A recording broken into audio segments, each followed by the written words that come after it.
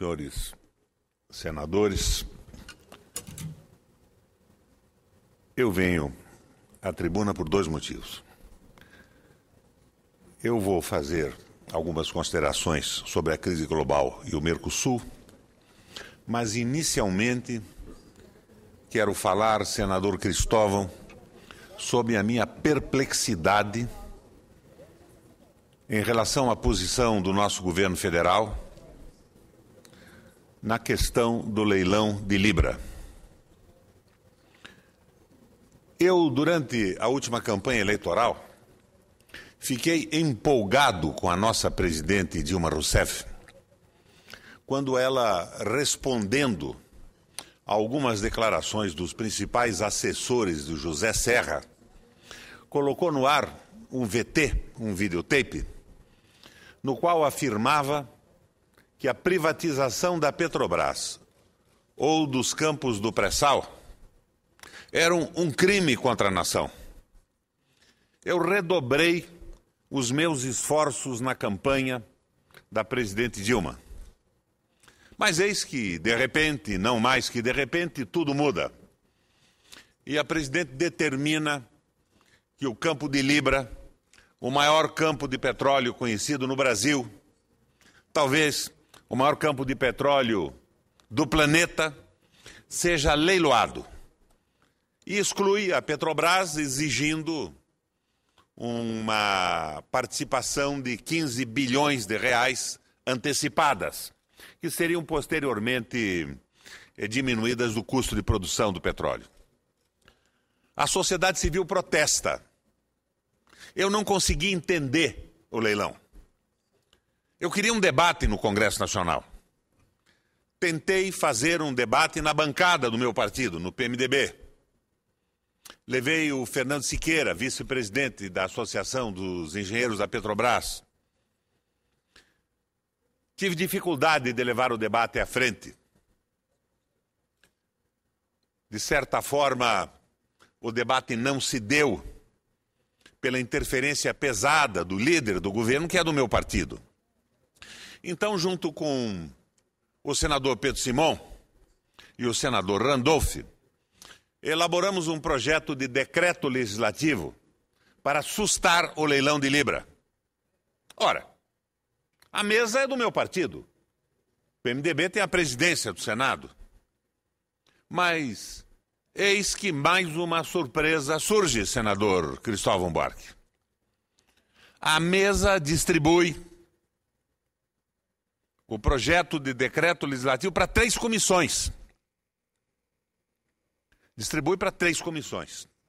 E na Comissão de Constituição e Justiça, me informa o senador Vital, que o líder do governo pede para ser o relator.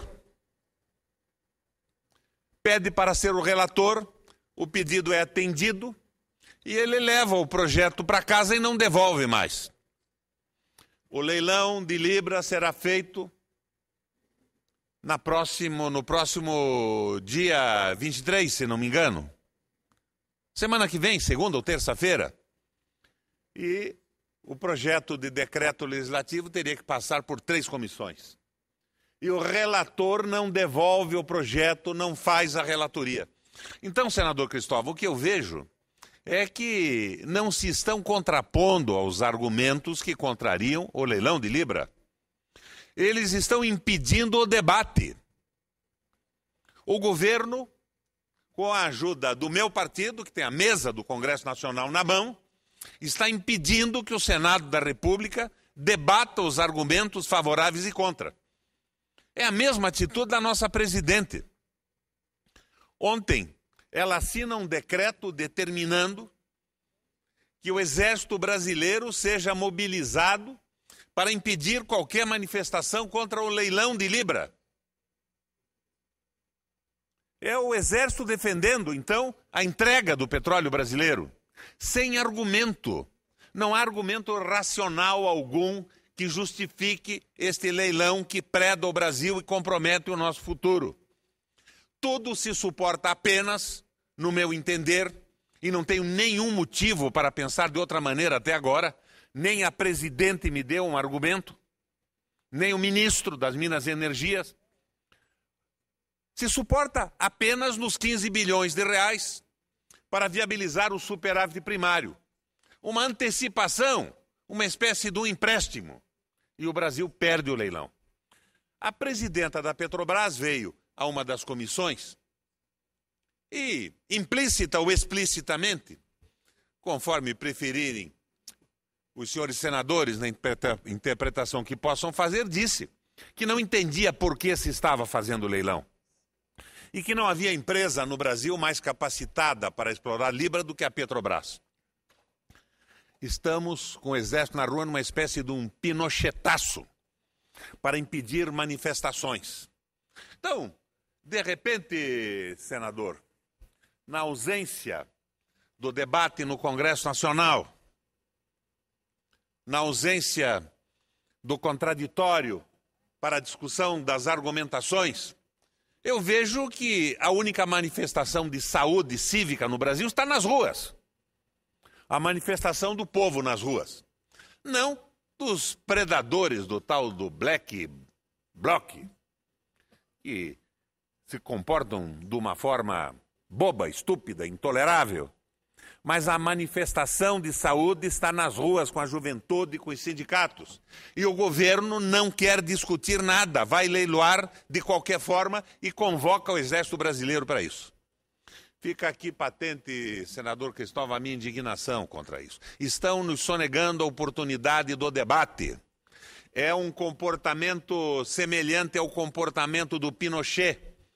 Isto não significa, senador Cristóvão, que o nosso governo não tenha algumas atitudes que nós devamos apoiar. Por exemplo, a manutenção das políticas sociais. Mas agora parece que se reverte tudo. Sinalizam com o aumento dos juros, fazendo o jogo do mercado, pressionados pelo mercado, vão desistindo das políticas sociais. Talvez eu esteja enganado, mas eu vejo uma sensível mudança de comportamento do nosso atual governo para o período em que o presidente Lula foi presidente da República. Não que o Lula não tenha cometido erros, todos nós cometemos erros. Somos passíveis e falíveis de erros, passíveis de erros e extremamente falíveis como pessoas humanas na condução de uma administração pública. Mas eu estou muito preocupado com o leilão de Libra. Ontem, entrei com uma representação junto ao Ministério Público Federal. E pelo telefone, para que ela não se perdesse, como aconteceu com a mesa do Senado, com o meu projeto de decreto legislativo, meu, do senador Simão e do senador Randolph, liguei para o procurador-geral Janot para dizer a ele que tinha entrado com a representação, que ela estava protocolada, para evitar que amanhã depois dissessem que ela foi extemporânea e que o Ministério Público não teve dela conhecimento. Além disso, no meu gabinete preparamos uma ação popular, com a ajuda do Dr. Comparato e do Dalmo Dallari. Esta ação está sendo ajuizada ontem e hoje no Paraná. Muito bem, nós não nos omitimos. Fizemos o que tínhamos que fazer. Mas o Senado da República, com um leilão na segunda ou na terça-feira, designar 3 comissões para examinar um decreto legislativo e o líder do governo pedir para ser relator e levar o projeto para casa, nos negando o contraditório, impossibilitando a discussão, é uma coisa realmente inusitada que mostra que o Senado da República está doente, porque a saúde é o contraditório, é a vitalidade, é a discussão. Nós estamos doentes e a saúde se manifesta nas ruas das principais cidades do Brasil. Senador Cristóvão, levanta o microfone para uma parte que eu concedo com o máximo prazer. Senador, eu estava pegando aqui umas informações mais detalhadas para poder fazer meu comentário à sua fala. Vou correr o risco de dizer, como está na minha cabeça, sem ter tido tempo de checar plenamente. Eu vejo 4 grandes problemas nesse leilão que o senhor está trazendo aqui e tem sido um batalhador. Primeiro, é que o governo não ouve. Apesar das manifestações, apesar da presidenta de vez em quando ir para a rua e parabenizar os que estão ir para a tribuna e parabenizar os que estão na rua, apesar de dizer que eles estão reivindicando porque receberam tanto que querem mais, o que às vezes me parece que é um deboche com os professores que estão na rua, apesar de dizer que é preciso ouvir as ruas, não está ouvindo, porque há um clamor. Há um clamor das pessoas conscientes em relação a, pelo menos, estudar melhor esse leilão. Então, esse é o primeiro ponto, não houve. O segundo é que toca em um símbolo, que é a Petrobras. A Petrobras não é apenas uma empresa como a Exxon, como a British Petroleum, não. Aqui a Petrobras é um símbolo de luta do povo na rua. A Petrobras não foi feita de cima para baixo. A Petrobras foi uma conquista do povo brasileiro. E o povo tem que ser respeitado. Além disso, é hoje uma empresa fundamental para o futuro, por causa das nossas reservas crescentes. Aliás, se não fosse a Petrobras, o Brasil seria considerado um país sem petróleo. A Petrobras que vem descobrindo o petróleo.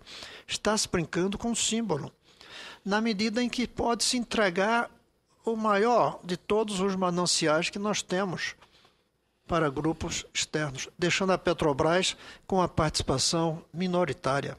Terceiro, é que está se mexendo com o símbolo que é o Exército Brasileiro. O Exército é para enfrentar a guerra.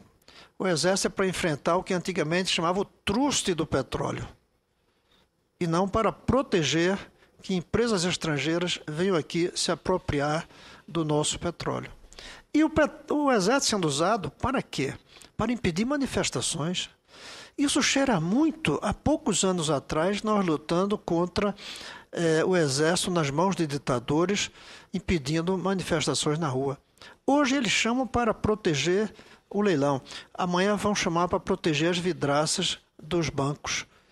E o Exército vai chegar um dia que, resistindo às pressões dos manifestantes, dá um tiro.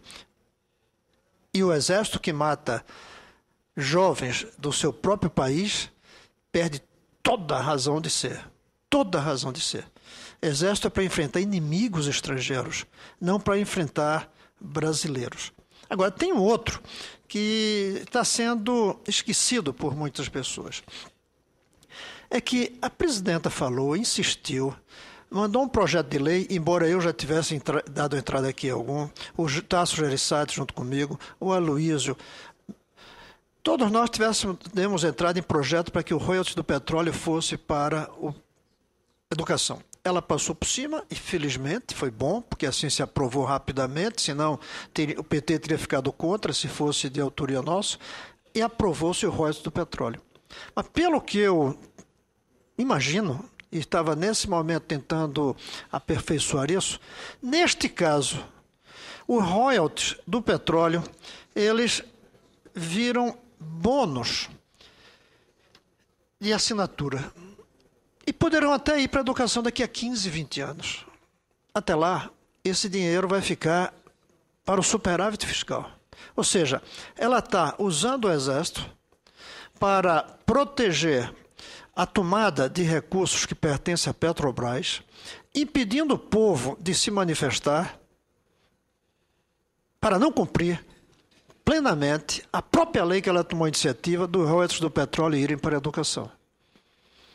E para concluir, o quinto ponto é o autoritarismo das direções do Senado, diante da sua proposta.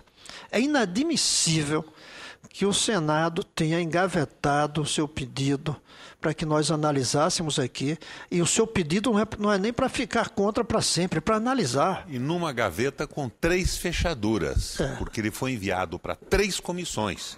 E o líder do governo pede para ser o relator, leva para casa e não entrega, impedindo a discussão. Eu me ofereço para, junto com o senhor, fazermos alguma representação à direção da nossa casa, dizendo que o que se está fazendo ao impedir o debate disso, antes do leilão, é quase que um crime de lesa pátria. É um crime de lesa pátria, porque é o debate que essa casa tem que fazer diante de algo tão importante para o futuro do Brasil e desrespeitando algo tão importante do passado do Brasil e conspurcando a imagem de uma das coisas que deveria ser sagradas no Brasil, que são suas Forças Armadas, e negando que esse dinheiro vá para o royalties do petróleo conforme a própria lei que ela determinou. Eu creio que diante de tudo isso, fica uma profunda frustração e ainda maior preocupação. Se continuarmos sendo administrados dessa maneira, sem ouvir, usando o exército contra o povo para proteger leilão em que estrangeiros vão receber o nosso petróleo, sem mandar o dinheiro para onde deveria, que é a educação, eu não vejo um bom futuro para o Brasil. Por isso, felizmente, tem vozes como a sua se levantando contra esse tipo de coisa. Senador, o nosso protesto não é o protesto dos back blocs. Nós não estamos quebrando o patrimônio público irrefletidamente nas ruas. Mas eu faço aqui da tribuna do Senado um apelo. Ainda nesta manhã, nós vamos publicar na minha página na internet, robertorequião.com.br, a íntegra da ação popular e do pedido de tutela antecipada. E vou utilizar também o Twitter para divulgar a página e viabilizar o acesso. Utilizarei também o Facebook. E eu peço a quem nos assiste nesse momento pela nossa televisão e pela nossa rádio apoio. Vamos divulgar os argumentos, a informação tem que ser passada para a população.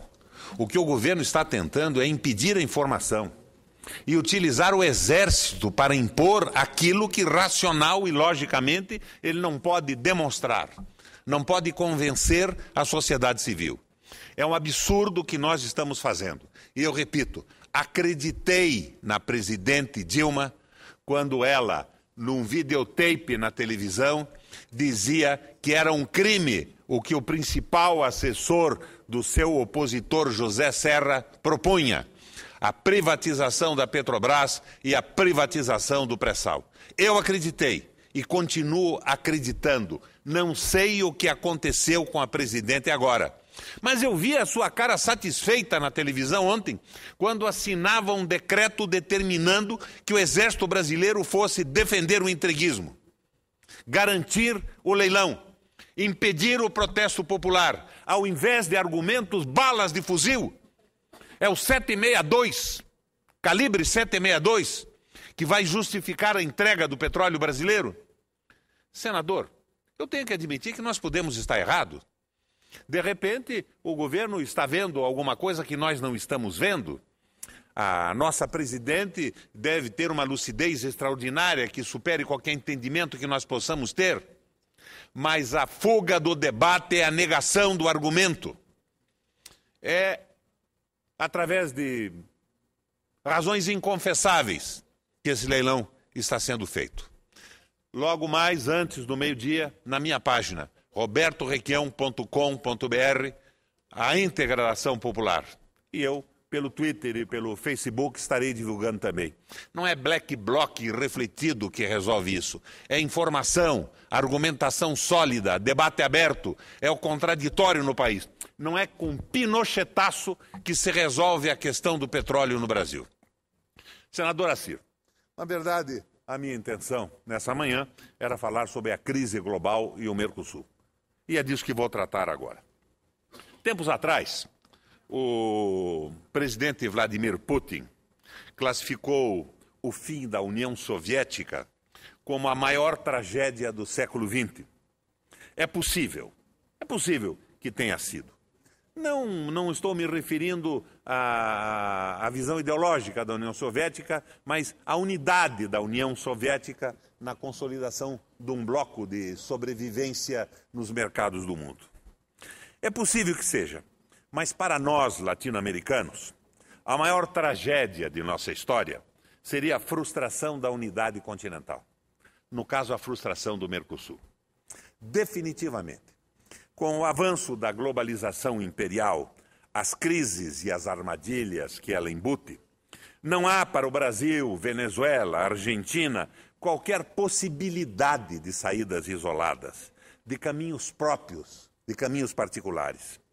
O brado brasileiro de independência ou morte, lançado em oposição à dominação colonial portuguesa, ou o brado de José Martí, pátria ou morte, fortemente ecoado por toda a América, talvez devessem ser substituídos hoje por integração ou morte.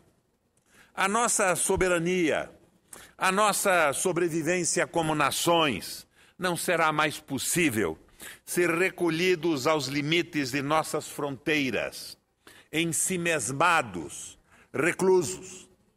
No entanto, esta não é a preocupação das chamadas elites, dos políticos, da mídia e do nosso continente.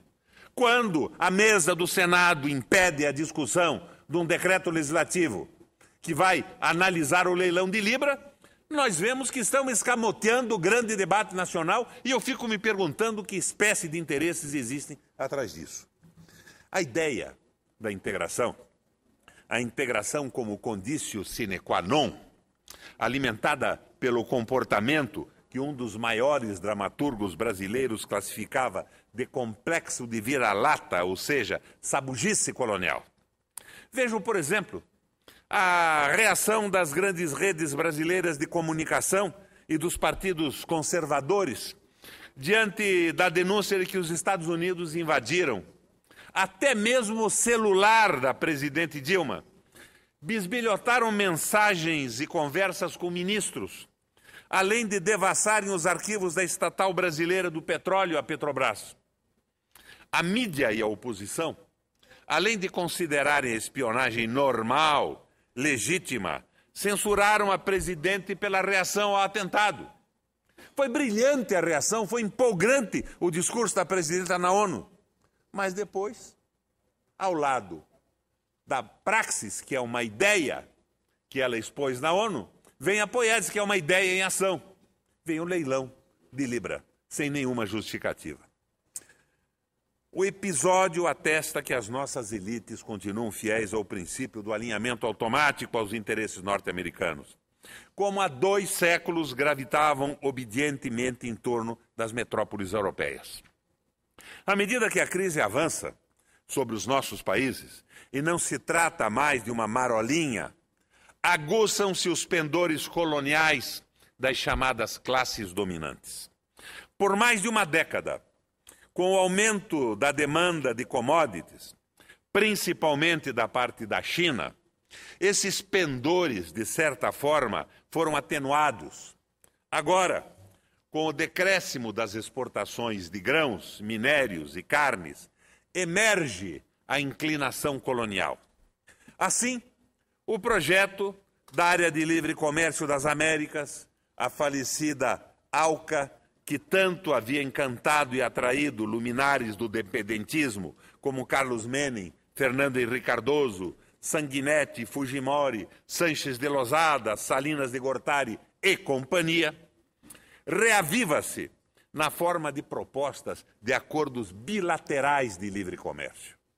Mesmo que os números das relações comerciais entre os países do nosso continente desmintam os defensores desses arranjos, eles insistem nos acordos porque são movidos apenas pela possibilidade de ganhos circunstanciais, imediatos, e não pela ideia-força de Brasil-nação. Integração ou morte? Integração ou inviabilidade do projeto nacional? Mas não falo tão simplesmente de uma integração comercial, da quebra de barreiras alfandegárias. Isto é pouco, senador Assir Gurgas. É pouco, é limitado e é temporário. Uma integração efetiva, que signifique ganhos econômicos, estimule o desenvolvimento, rompa amarras do atraso, elimine a pobreza, a violência e os abismos sociais. Essa integração deve ser também cultural, no sentido pleno e completo do conceito. A nossa ambição deve ser nada menos do que a ambição de uma civilização latino-americana, iluminada pelo amor e pela solidariedade, pela justiça, pela paz e pela felicidade. Não menos que isso. Essa é a nossa ambição. Do ponto de vista brasileiro, não há mais como retornar deste caminho.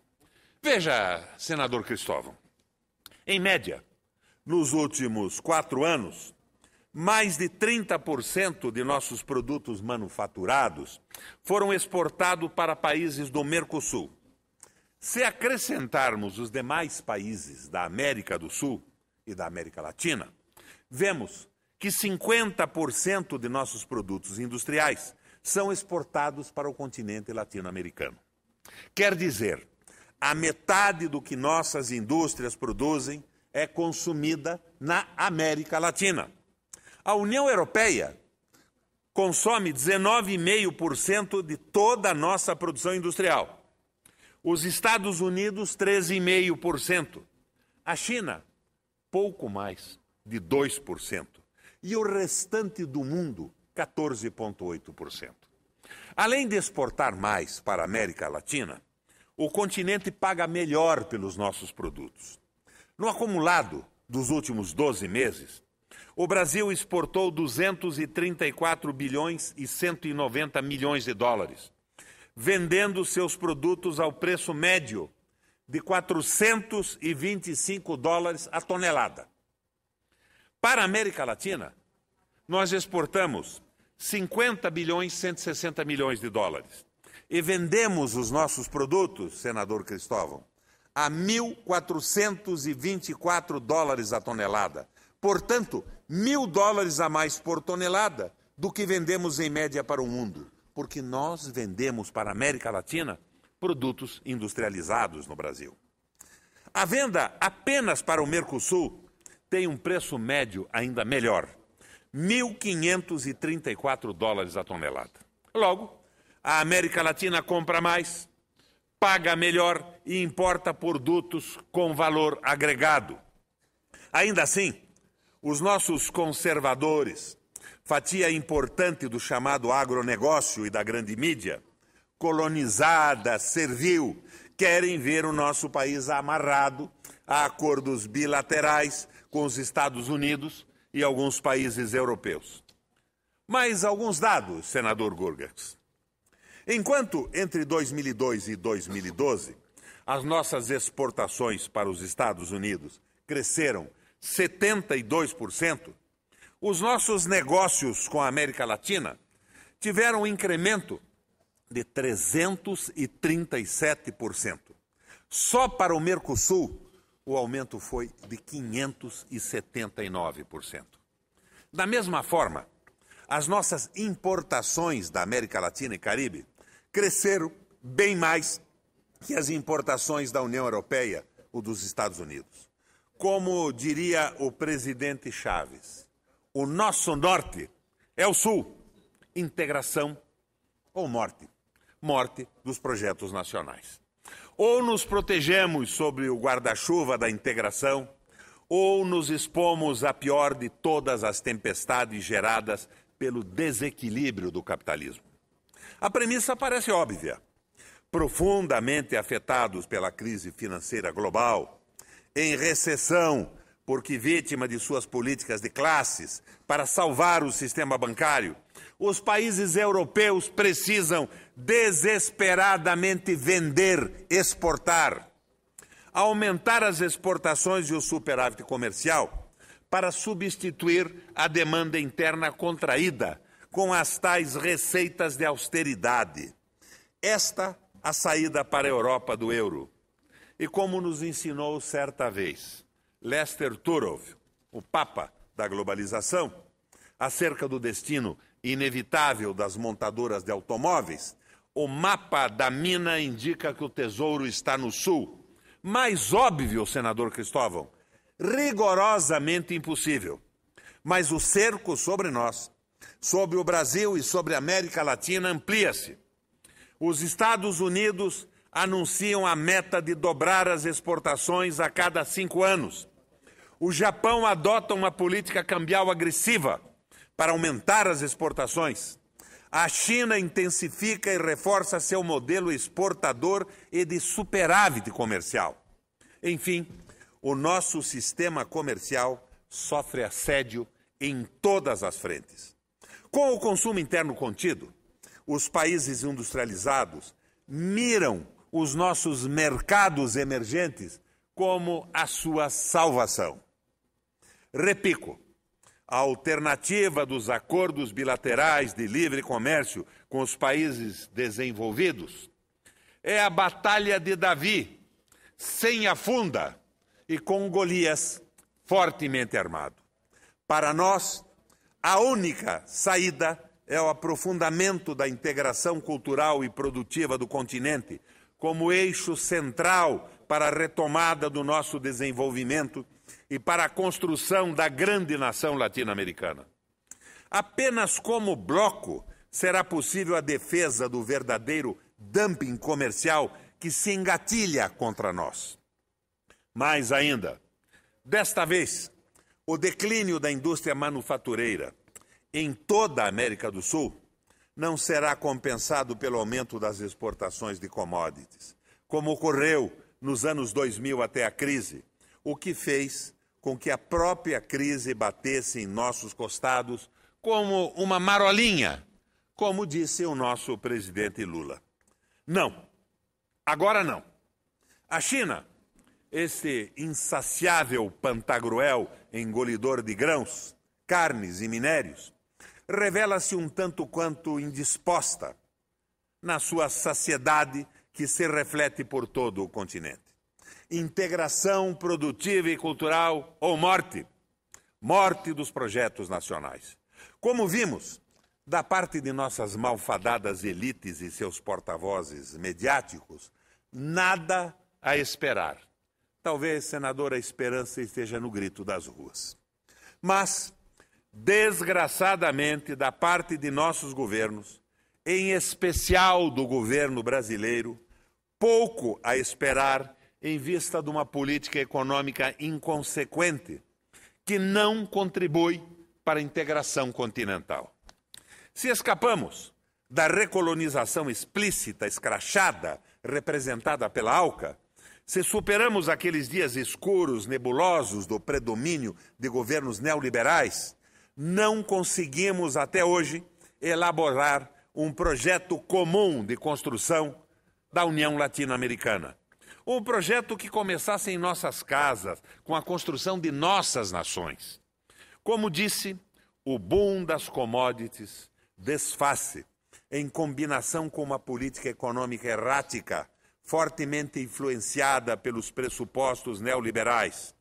Temos como herança a desindustrialização, a desqualificação do emprego, o desequilíbrio do balanço de pagamentos, a sangria da remessa de lucros para o exterior, a diminuição dos investimentos públicos, a ampliação da política de concessões, eufemismo envergonhado do nosso governo para realizar as privatizações que está realizando. De forma mais aguda ou menos aguda, são problemas que perpassam os países do Mercosul, da América Latina e Caribe. E as reações, de maneira geral, são reações tópicas, limitadas. Vejam o caso brasileiro. O nosso governo tange a economia a golpes de desonerações fiscais, ainda que estas desobrigações já tenham perdido a capacidade de estimular o consumo e o investimento.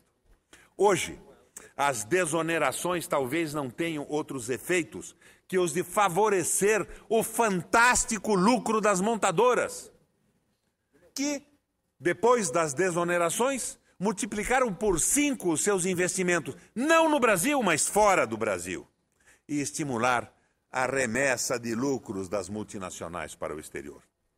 A espantosa enxurrada de dólares que no último ano temos exportado sob a rubrica de lucro e juros coincide com a exacerbação das desonerações.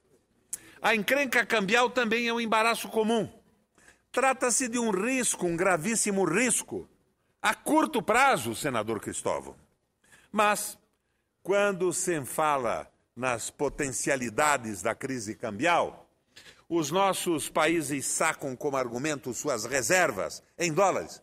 No caso brasileiro, se não me engano, cerca de 370 bilhões de dólares de reservas. Mas, perguntemos, um elevado nível de reservas resiste à combinação de déficit comercial, déficit em conta corrente, remessa crescente de lucros e juros para o exterior, redução dos investimentos externos e diminuição de exportações? Resiste? Não. Foi por causa disso, e não para conter a inflação, que o Banco Central do Brasil voltou a aumentar juros. Está recorrendo ao capital especulativo e vadio mundial, na continuidade da política neoliberal de Fernando Henrique Cardoso. Enfim, voltamos ao ciclo traiçoeiro de ter que alimentar a especulação externa para atrair aplicações financeiras. Consequência inevitável: revalorizamos a nossa moeda, radicalizamos a tendência à desindustrialização, diminuímos a possibilidade de retomada das exportações, agravando o círculo vicioso da crise. Some-se a isso a já referida crise dos países industrializados e temos ingredientes para um petardo de grande poder de destruição, uma vez que nós e nossos parceiros latino-americanos não temos uma estratégia de enfrentamento da crise, não temos nem estratégia e nem táticas que possam desarmar esta bomba.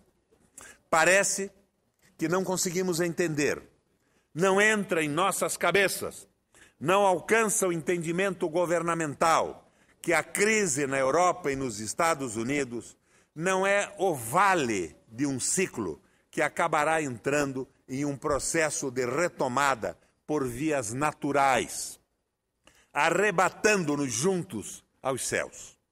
Antigamente, senadores, as crises cíclicas do capitalismo eram revertidas por políticas fiscais e monetárias expansivas. Hoje, o sistema resiste às políticas fiscais expansivas e as políticas monetárias tornaram-se absolutamente ineficazes. É a tal armadilha da liquidez de que falava Keynes.